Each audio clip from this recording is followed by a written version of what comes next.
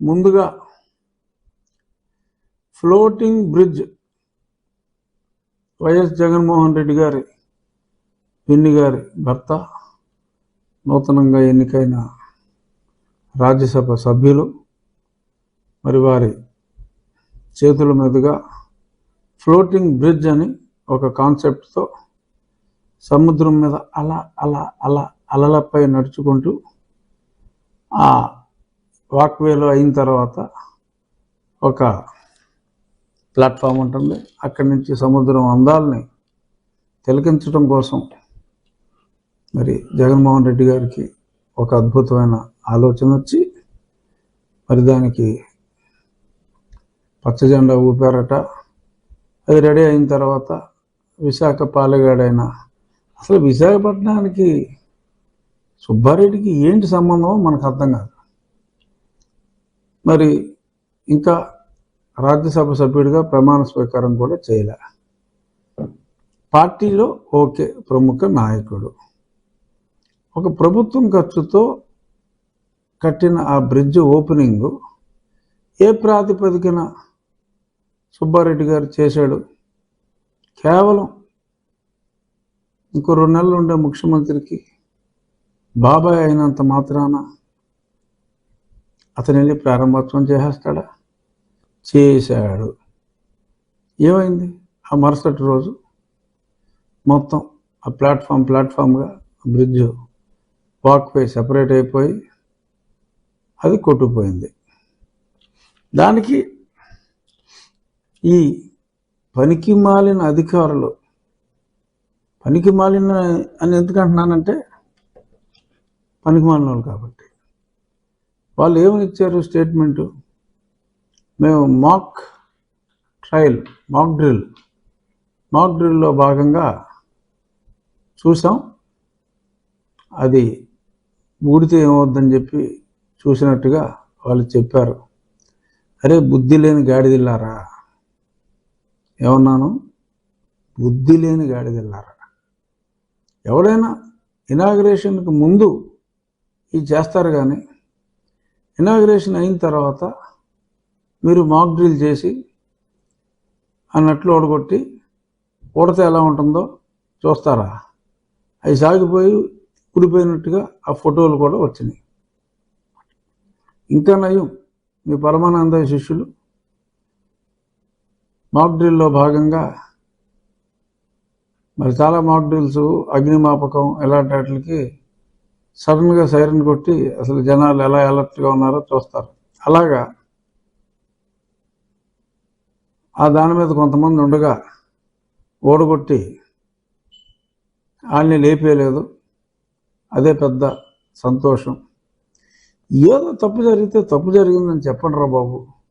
ఇలాగా దొరికే మాకండి దగ్గరలాగా మీ అధికారులు ఏదో స్టేట్మెంట్లు, ఈ ప్రభుత్వ పెద్దలు ఇంకా దరిద్రంగా స్టేట్మెంట్లు. అలాగే ఆ మధ్యన వైజాగ్లో ఓ బస్ షెల్టర్ కట్టారు పెద్దది, అది కూలిపోనది. మరి మీరు బస్ స్టాండ్ కట్టలేరు, చిన్న బస్ షెల్టర్ కట్టలేరు, ఫ్లోటింగ్ బ్రిడ్జ్ 24 గంటలు లోపే ఊడిపోయింది. మరి ఇటువంటి పనులు కూడా ఇంత దరిద్రంగా చేసే మీరు 3 రాజధానులు కడతారా? 3 రాజధానులు. పోలవరం ఇంకా నయం, మీ చేతుల మీదుగా ఆ పోలవరం కట్టుంటే మరి ఈ పాటికి అది అన్నమయ్య బ్యారేజ్ లాగా, అంటే కనీసం అసలు గేట్లు పోతే గేట్లు, కనీసం వాటికి గ్రీజు పెడతానికి కూడా కాంట్రాక్టర్లకు డబ్బులు ఇవ్వకుండా మరి ఇంత దరిద్రంగా మీరు ఇరిగేషన్ శాఖని నిర్వహిస్తున్నారు. ఆ మంత్రి గారేమో ఇదేం పట్టించుకోడు. సరే, ఆయన సరదా మనిషి, చక్కగా డ్యాన్స్ ఆయన hobby, but is an excellent dancer, no doubt. నాకు మంచి మిత్రులే, ఆయన డాన్స్ని నేను అభిమానిస్తాను. బట్ ఓ పక్క ఇరిగేషన్ ప్రాజెక్టులు ఆపేసి అన్నమయ్య ప్రాజెక్టుకి ఇప్పుడు దాకా అతిగతి లేకుండా చేసి అవన్నీ ఒకవైపు, చిన్న చిన్న విషయాల్లో కూడా మరి ఆ ఫ్లోటింగ్ బ్రిడ్జ్ మనుషులు ఉండుంటే ఇంకో రోజు ఆలస్యమై మా జగనన్న బ్రిడ్జ్ అని, సరే మీ పాలగాళ్ళలో వెళ్ళిపోతే అదో రకం, ప్రజలు సంతోషించేవారేమో నాకు తెలియదు. బట్ నేనైతే బాధపడి ఉండేవాడిని, ఎందుకంటే వాళ్ళందరూ మొన్నటి వరకు నా కొలీగ్స్ కాబట్టి. ఒక రకంగా అది ఊడిపోయిన తర్వాత ప్రజలు ఇన్నాళ్ళకి పోలవరం ఆలస్యం అయినందుకు సంతోషం, ఇంకొన్ని ప్రాజెక్టులు ఆలస్యమైనందుకు సంతోషం వ్యక్తపరిచారు. ఎందుకంటే కమిషన్ల కక్కుర్తి ఎక్కడికక్కడ తిను తిను తిను తిను. మీ కమిషన్ల కక్కుర్తికి మరి ఏ కట్టడం అయినా కూలిపోవాల్సిందే, లేకపోతే ఆ కాంట్రాక్టర్ కూలిపోతాడు. మరి 5 ఏళ్ళకి మీరు పేమెంట్ ఇచ్చి ఆడు వడ్డీలుగా అయిపోతాడు కాబట్టి ఆడు అలాంటి పని చేస్తాడు. అదే మనం ఇప్పుడు ప్రత్యక్షంగా చూస్తున్నాం. విశాఖపట్నంలోనే ఓ ఫ్లోటింగ్ బ్రిడ్జ్ 24 గంటల్లో ఇది ఓపెనింగ్ అయినా, అసలు ఓపెనింగ్ అవ్వకుండానే బస్ షెల్టర్ కూలిపోతాయి. దానికి కూడా ఇలాగే ఏదో ఆ కార్పొరేషన్ వాడు ఏదో తొక్కడ ఎక్స్ప్లెనేషన్ ఏదో ఇచ్చారు.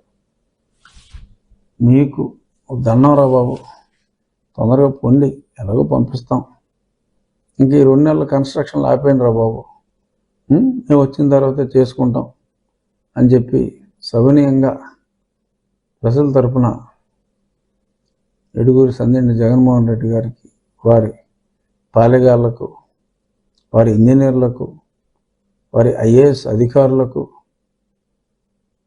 ఆంధ్ర ప్రజానీకం తరపున మా సవినయ విజ్ఞప్తి.